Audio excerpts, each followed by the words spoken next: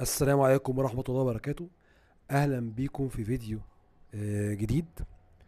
عايز أتكلم النهاردة أو دلوقتي يعني عن موضوع شائك جدا. شائك هو في الكورة يعني، بس الكلام فيه والجدل فيه ملوش نهاية. يعني ممكن يتكلم من هنا لبكرة ولا أنا أقتنع ولا أعرف أقنع حد ولا أي حاجة، يعني عارف، بس يعني إيه، الكلام فيه كتير قوي فلازم نتكلم عنه. يعني اللي هو إيه بقى؟ مظلومية الزمالك. ان الزمالك عنده مظلومية تاريخية. طبعا انا زي ما قلت في الاول، لا اعرف اقنع حد ولا عندي القدرة ان اقنع حد بالموضوع ده، لان هو اصلا عارف شبه العقيدة كده. يعني عارف زي ما تكون هتغير دين واحد. يعني هل انا عندي قدرة ان انا اقنع حد يغير دينه؟ مش هعرف، صح؟ بالظبط، انا ما اقدرش اقنع واحد زملكاوي ان هو مش مظلوم، فبالتالي انا مش هحاول اقنعه. يعني شوف اعمل ايه، مش هحاول يعني. مفيش محاولات لكده اصلا. يعني موضوع محاولة انا مظلوم مش هنفيه ولا هثبته، عادي يعني. حضرتك مظلوم، اتفضل، يعني انت حر. يعني انت الظلم ده خلي بالك واقع عليك انت، مش واقع عليا انا. فانا الطرف المنتصر وانت الطرف الضعيف. فانا مبسوط، ماشي، خليك انت مظلوم، تمام. انا بس ممكن اطرح تساؤلات وانت فكر فيها لوحدك، ولو ليك اجابه يعني تمام ماشي. يعني ما لو لقيت اجابه صح بقى عندك وان انت فعلا مظلوم فصح برضه. انا بس صعبان على ايه؟ انا بحب جدا جدا احمد عفيفي. احمد عفيفي ده واحد من الناس اللي انا بشوفهم رقم واحد في التحليل، وشايف ان هو ضيع نفسه بحاجتين. اولا ضيع نفسه باعلانه تعصبه الزملكاوي، رغم ان ده بدا بيه اصلا، ان هو كان عامل الاول ايه، الكرة مش مع عفيفي ده، فهو ده اللي بدأ بيه اصلا. فما ينفعش يعني في محللين كتير جدا مشهورين ما اعلنوش صراحة، رغم انك ممكن تكون عارف يعني، بس ما اعلنوش هو اهلاوي ولا زملكاوي. وانا شايف ده ذكاء منهم يعني، لكن هو ما عملش كده. ودي غلطة كبيرة منه، لان هي ضيعت على حاجات كتير وخلته يبقى متحيز ومتعصب في حاجات كتير. ودي اكتر حاجة تبوظ اي واحد محلل. المحلل المفروض يركن تعاطفه وانتمائه على جنب وهو بيحلل طبيعي. تاني حاجة ان هو بطل يشتغل في الدوري المصري، وحتى مش بيشتغل في الدوري الاجنبي مثلا، ده شغال في الدوري السعودي. طبعا فلوسه حلوه وكل حاجه، بس في النهايه يعني ضيع موهبه تحليليه في الدوري السعودي. كان ممكن حتى يحلف في الدوري الانجليزي مثلا، او يطلع في بين سبورت او حاجه زي كده يعني. لكن هو اختار ان هو يبقى في السعوديه. تمام، مفيش مشكله يعني، مش عيب، تمام. هو عنده اقتناع يقيني، وهو من الناس اللي احيوا حكايه الظلم ده، ان الدوله، ليه نظريه، هو بيتكلم بثقه غريبه في النفس تدعو ان انت تشك في نفسك. يعني لدرجه ان انا شكيت في نفسي انا كمان يعني، ان في مظلوميه تاريخيه من سنه 1948، بل منذ نشأة النادي الاهلي ومنذ نشأة نادي الزمالك، وفي مظلوميه ضد نادي الزمالك كده من غير سبب، هو كده. وان الدوله بكل قيادتها على مر العصور، ملكيه، عبد الناصر، السادات، حسني مبارك، مرسي، السيسي، اي حد بيحكم مصر هو بالاصل اهلاوي. او هو مش اهلاوي، لا، هو عنده نظريه تانية اذكى منها. ايه هي بقى؟ ان احنا لازم نريح الشعب. وبما ان الشعب اغلبه، خد بالك من الكلام عشان نرجع له، اغلبه اهلاوي، فبالتالي راحه الشعب.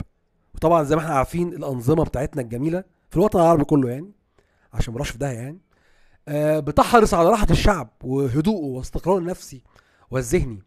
فبالتالي هم حرصا منهم، ده اللي انا فهمته منه والله. لو حد فاهم حاجه تانية وعلى فكره الزملكاويه لما تناقشهم في الاخر بيلف ويرجع النقطه دي، اللي هي ايه بقى؟ اللي هي ذكرت على لسان المهندس خالد عبد العزيز وزير الشباب والرياضه، كأن يعني ده ايه، على لسان عمر بن الخطاب مثلا قالها، او علي بن ابي طالب قالها يعني. يعني ما تفهمش يعني حد مقدس قالها، يعني كلام انزل يعني. بس ماشي يعني، هو وزير طبعا نصدقه. خلاص. ان ايه بقى؟ ان انت كواحد اهلاوي بتنتمي حاجه بينتمي ليها شعب مصر كله او اغلبه يعني. على خد بالك من الكلام بقى عشان نرجعه تاني، ها؟ على كلام عفيفي وعلى كلام الزملكاويه. فبالتالي الشعب رضاؤه اهم من اي شيء. ففي تآمر من كل الاجهزه السياديه والنظاميه واتحاد الكوره والاعلام ووزاره الشباب والرياضه، بل زي ما قلنا رئيس الجمهوريه ورئيس الوزراء والمجلس، كل حاجه والحكام، كل حاجه. ليه بقى؟ لان هو النادي الاكثر شعبيه في مصر على كلامهم، وبانه عنده الاغلبيه الكاسحه، فبالتالي هو يستاهل ان هو ايه بقى، ان احنا نخليه يكسب على طول.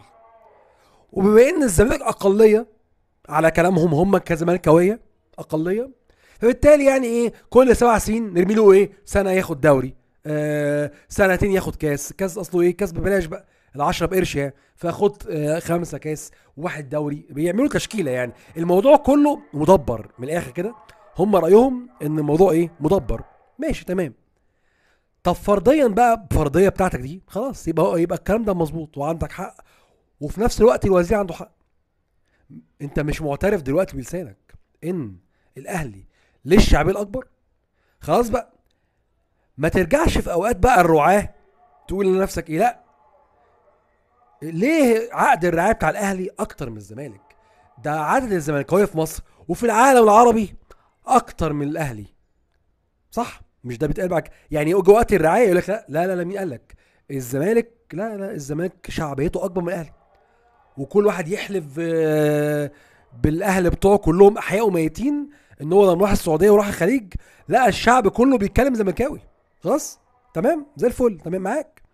وان الزمالك شعبيته حتى جوه مصر اكتر بكتير. طب لو اتزنقوا وقال لك طب ما احنا بنقول ايه بقى، احنا بنقول ان الاهلي بيتظبط لان هو الاغلبيه، وفي نفس الوقت الزمالك هو الاغلبيه. طب نحلها ازاي دي؟ ازاي تحل يعني؟ نشغل مخنا ازاي فيها دي؟ اقول لك نشغل مخنا ازاي بقى. الاهلاويه بيب بيب. يعني ايه بيب بيب؟ يعني هم كتير لكن عدد في الليمون، ما يفهموش في الكوره. لكن الزملكاويه لا، تكلم اي واحد زملكاوي هو محلل بالفطره، مولود محلل، يعني هو اتولد محلل. فبالتالي هم عددهم قليل لانهم صفوه. شوف بقى اي كلام بقى ماشي، لانهم صفوه، فلانهم صفوه ومحللين كلهم استراتيجيين، فبالتالي هم عددهم اقل من الاهلي، لكنهم كلهم بيفهموا في الكوره وكلهم مهتمين بالكوره وكلهم عارفين كل حاجه. مش في الكوره بقى لا، دول ملوك الصالات يا معلم. يعني ايه ملوك الصالات؟ يعني يفهموا في اليد وفي السله وفي الطايره وفي الشطرنج، اي حاجه يفهموا فيها. خلاص ده كزملكاوي. لكن الاهلاويه ايه، بيب بيب. تمام. الكلام اللي قلته ده لو ماشي معاك صح يبقى انت صح، والزمالك مظلوم رغم انه اكتر، رغم انه بيتظلم لان هو ايه بقى، لانه اقليه. لكن عقد الرعايه مختلف. يا ظلم، ليه ظلم؟ لان عدد الزملكاويه اكتر، فبالتالي المفروض يكون متساوي مع اهلي او اكتر منه كمان. لكن ده ظلم، لان احنا في دوله الخطيب وفي دوله ممدوح عباس. فعلا بيب بيب.